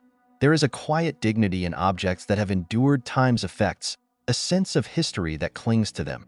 They become symbols of survival, of the persistence of form even after function has been lost. There's also a certain vulnerability in broken objects. In their fragmented state, they expose what lies beneath the surface, allowing us to see the inner workings, the rawness of material. This exposure can be unsettling, as it forces us to confront what is usually hidden or smoothed over. But it is also liberating, as it strips away pretense and reveals something authentic. The cracks and fractures are like scars. They tell the story of what the object has endured. And just like scars on a human body, they remind us of the strength required to continue existing despite the damage. In some cultures, broken objects are repaired in a way that elevates their damage into something beautiful. The Japanese art of kintsugi, for example, involves repairing cracked pottery with gold, emphasizing the break rather than trying to hide it. This approach transforms the object's brokenness into a part of its identity, making it more valuable, more unique, because of what it has gone through. It's a powerful symbol of healing, showing that what has been broken can be made whole again, and that the break itself can add value rather than diminish it. It's a reminder that repair is possible, and that the process of mending can create something even more beautiful than the original. Sometimes, the symbolism of broken objects in art also touches on themes of memory and nostalgia. A broken toy, for instance, might evoke memories of childhood, of a time when the object was whole and functional. The object becomes a stand-in for something lost, a time, a place, a feeling that can never be fully recaptured. Yet, in its brokenness, it still holds a piece of that past, reminding us that memory, like the object, is never perfect. It's fragmented, incomplete, but still meaningful. The broken object becomes a vessel for all the things we cannot hold on to, but that still shape us in subtle, lingering ways. There is also an element of defiance in the use of broken objects. By placing them in the spotlight, the artist challenges traditional notions of value and beauty. In a world that often prizes the flawless, the unblemished, the new, broken objects stand as a rejection of these ideals. They assert that worth is not dependent on perfection, that the flawed and the damaged have their own kind of beauty, one that is perhaps more honest and relatable. This defiance is not always loud or obvious. Sometimes it is found in the quiet refusal to discard what is broken, in the decision to see value where others might see only loss. In the end, broken objects in art serve as powerful symbols of both destruction and creation. They remind us that breaking is not the end of the story.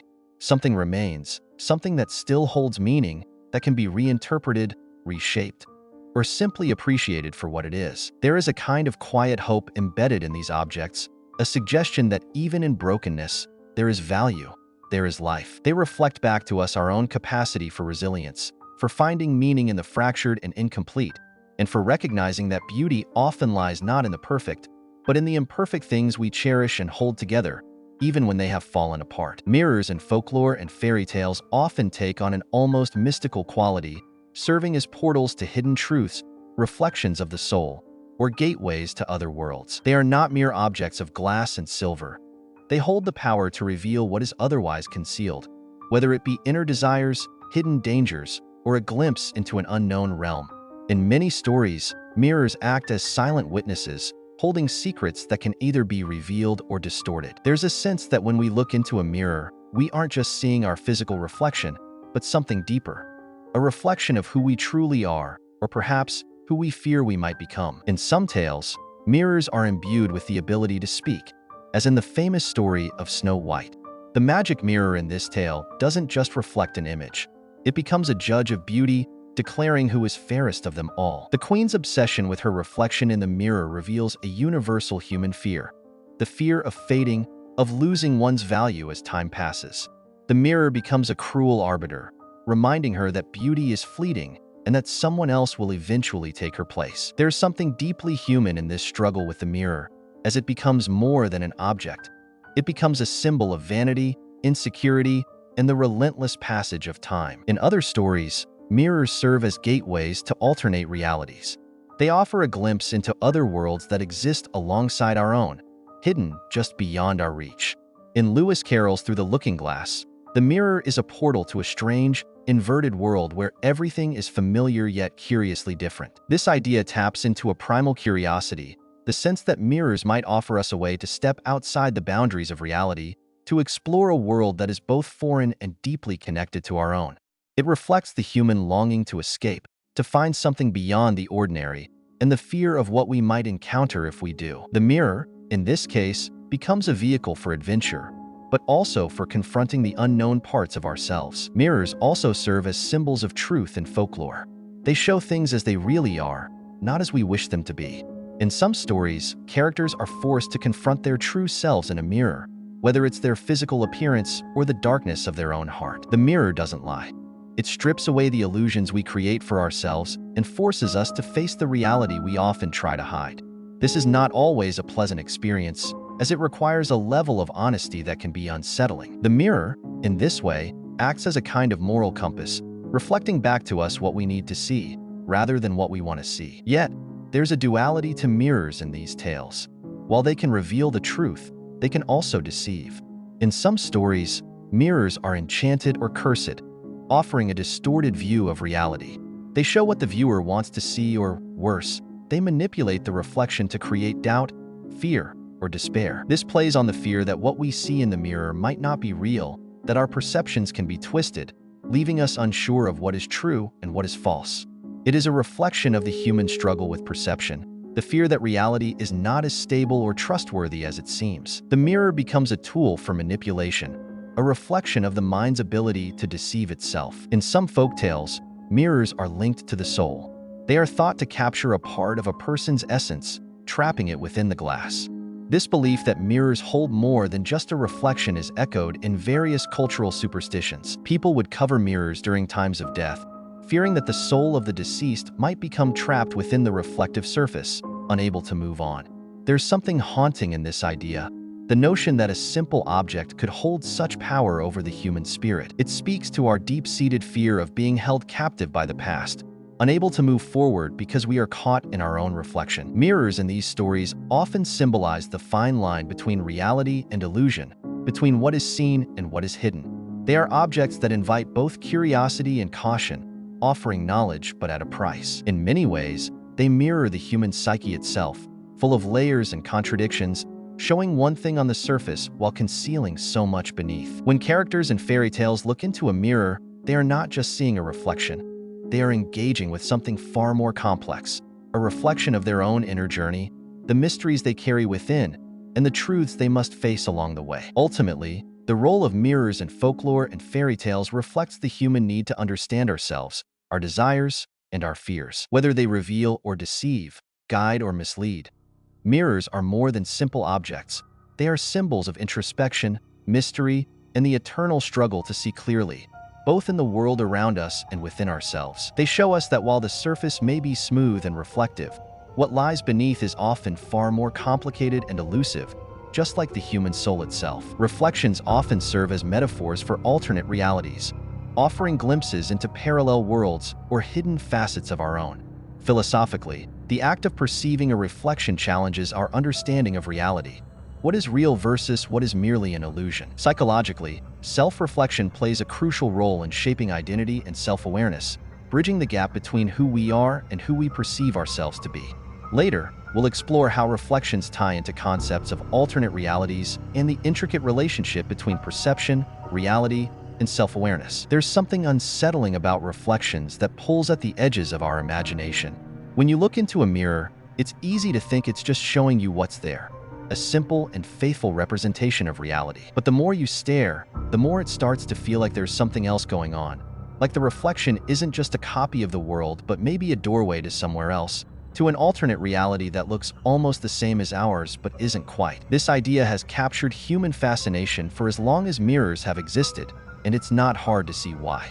The reflection moves when you do, mimicking every action perfectly, but there's always a sense that what's on the other side might be different in ways you can't see.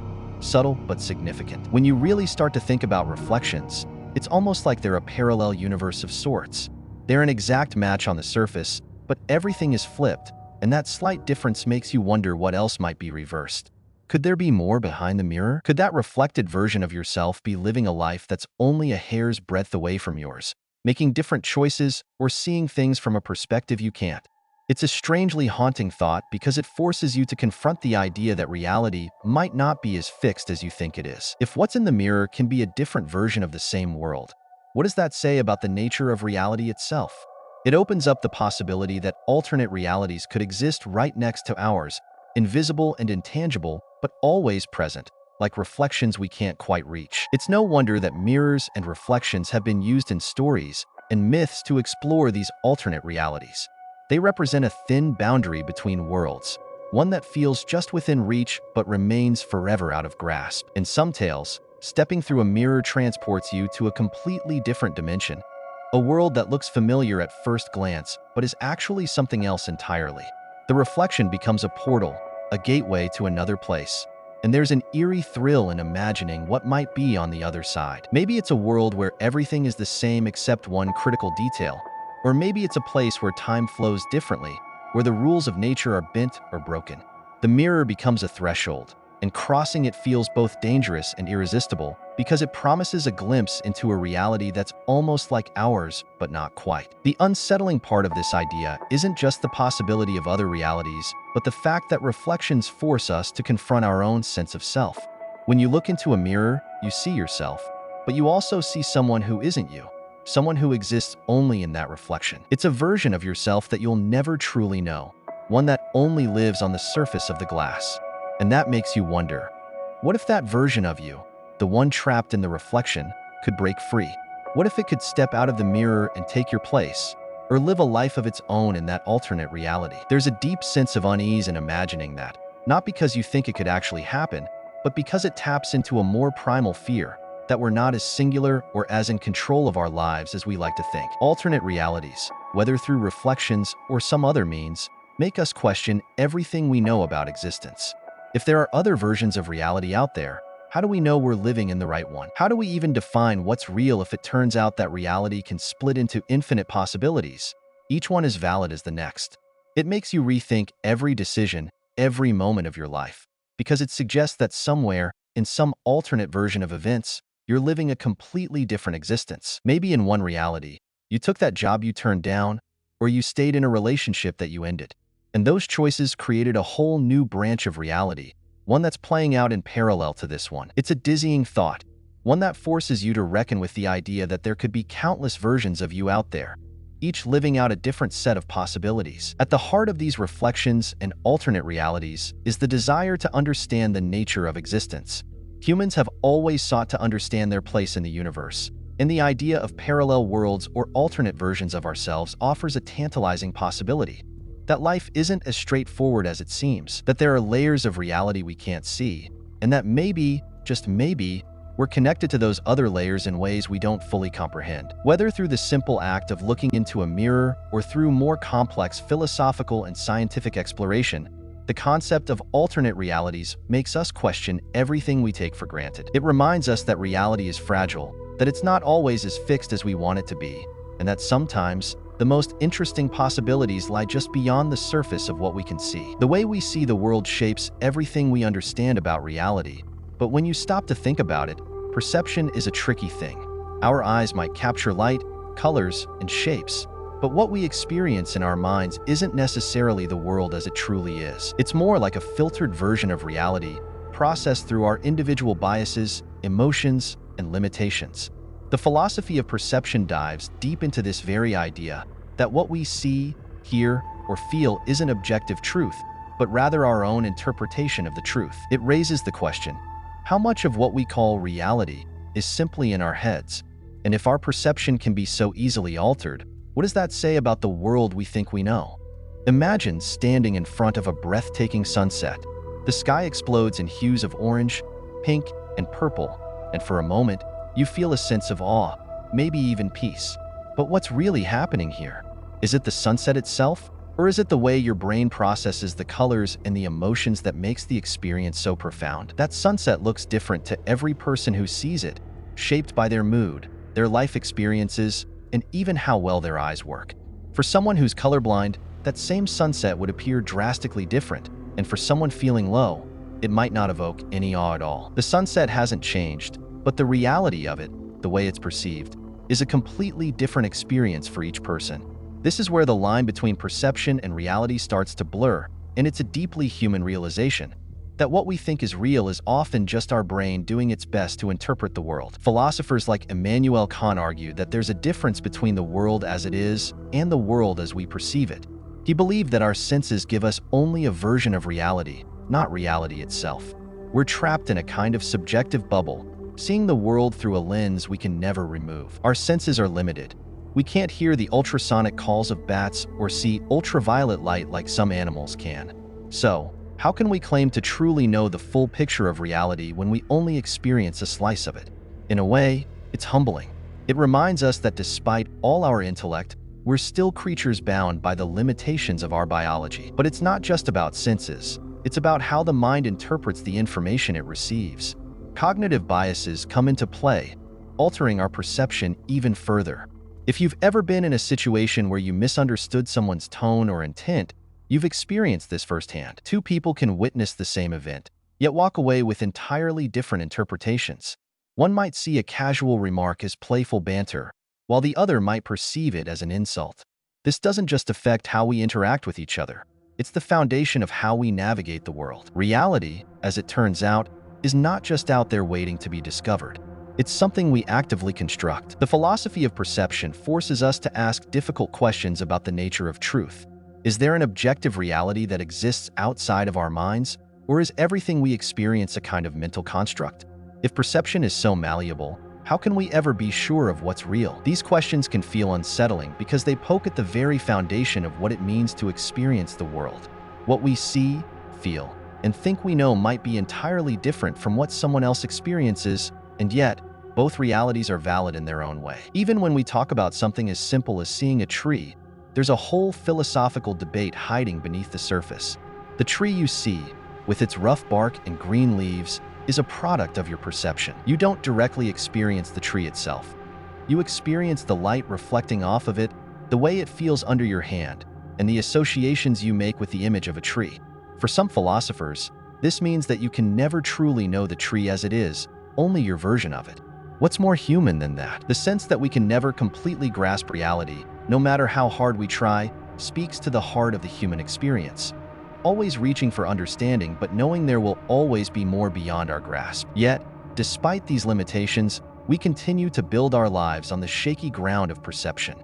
We create memories, form relationships, and make decisions based on the reality we construct for ourselves. In many ways, this is what makes perception so fascinating. It's flawed, imperfect, and deeply subjective, yet it's all we have to navigate the world. We live in a constant negotiation between what is and what we think is, shaping not only our understanding of the world, but also who we are within it. And even though this can sometimes lead to misunderstandings or illusions, it's what makes us human. Our endless, imperfect journey to make sense of reality through the ever-shifting lens of perception. Self-reflection, in its essence, is the quiet, internal dialogue we engage in when we pause to look within ourselves, to understand our own actions, thoughts, and emotions. It often begins as a faint whisper, triggered by an event, a conversation, or even a fleeting feeling that makes us question why we reacted a certain way or what truly drives us. The more we sit with these moments, the deeper we venture into the complex landscape of our psyche. It is a uniquely human experience, shaped by our capacity for introspection and the realization that we are not mere passengers in life, but active participants capable of shaping our paths through conscious thought. In the stillness of self-reflection, we become both the observer and the observed. We stand at the threshold of our innermost selves, sifting through memories, desires, and fears that have accumulated over time. This act is often uncomfortable, even unsettling, as we are faced with the parts of ourselves we might prefer to ignore. Yet, in those moments of discomfort lies the potential for growth. By confronting our flaws and recognizing patterns that no longer serve us, we take the first step toward change.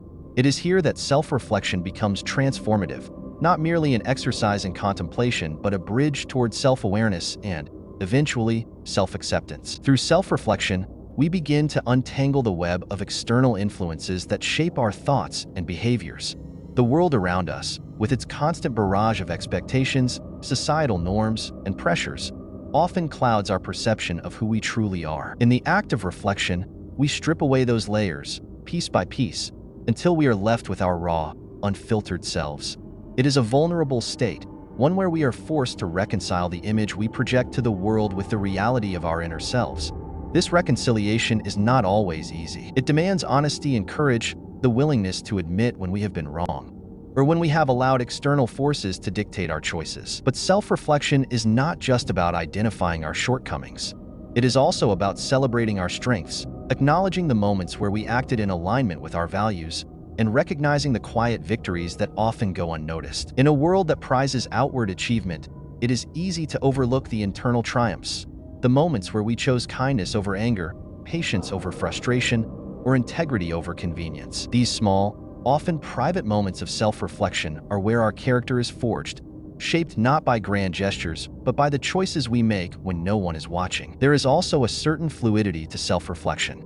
As we move through different stages of life, the questions we ask ourselves change, as do the answers we find. What mattered to us in our youth may seem trivial in later years, and the fears that once held us back may lose their grip as we gain new perspectives. This ever-shifting nature of self-reflection is what makes it so profoundly human.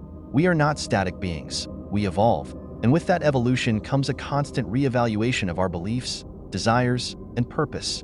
In this sense, self-reflection is not a one-time event, but an ongoing process, a journey that lasts a lifetime. At its core, self-reflection invites us to slow down in a world that urges us to move faster. It asks us to look beyond the immediate, the surface level, and to delve into the depths of our being. And in doing so, it offers us a rare gift, the opportunity to truly know ourselves. For it is only through understanding ourselves that we can begin to understand the world around us. Self-reflection allows us to make sense of our relationships, our struggles, and our triumphs, not by providing clear-cut answers, but by revealing the deeper truths that lie beneath the surface. Ultimately, self-reflection is both an individual and a shared experience. While the journey is deeply personal, the insights we gain from it ripple outward, influencing how we connect with others. When we understand our own motivations, we become more empathetic to the motivations of those around us. When we recognize our own vulnerabilities, we are more likely to offer compassion to others in their moments of weakness. Self-reflection, in this way, becomes a tool not only for personal growth, but for fostering deeper, more meaningful connections with the people in our lives. There is something undeniably mysterious about the way self-reflection works. It doesn't always follow a logical path. Sometimes, insights emerge from the most unexpected places, an offhand comment, a quiet moment alone, or even a dream. These insights often arrive without fanfare, quietly shifting our perspective in ways that are difficult to explain. And yet, they are powerful. They reshape how we see ourselves and, in turn, how we navigate the world. In the end, self-reflection is a journey into the unknown, a quest to understand the most elusive of mysteries, ourselves. It is not always easy, nor is it always pleasant, but it is a journey worth taking. Through self-reflection, we learn not just to live, but to live with intention, guided by a deeper understanding of who we are and what truly matters to us. And in that understanding, we find the quiet strength to face whatever comes next. As we look into the shattered mirror, we see that its broken pieces reveal more than just a fragmented image. They reflect the complexity of our own lives, our perspectives, and the layers of reality itself. Though we may not always piece everything back together, it is in those broken moments where transformation and deeper truths emerge. Thank you for joining me on this journey through the shattered reflections. If you enjoyed this exploration of mirrors and meaning, feel free to like the video and subscribe for more cosmic insights and curious discoveries. Until next time, stay reflective, stay curious,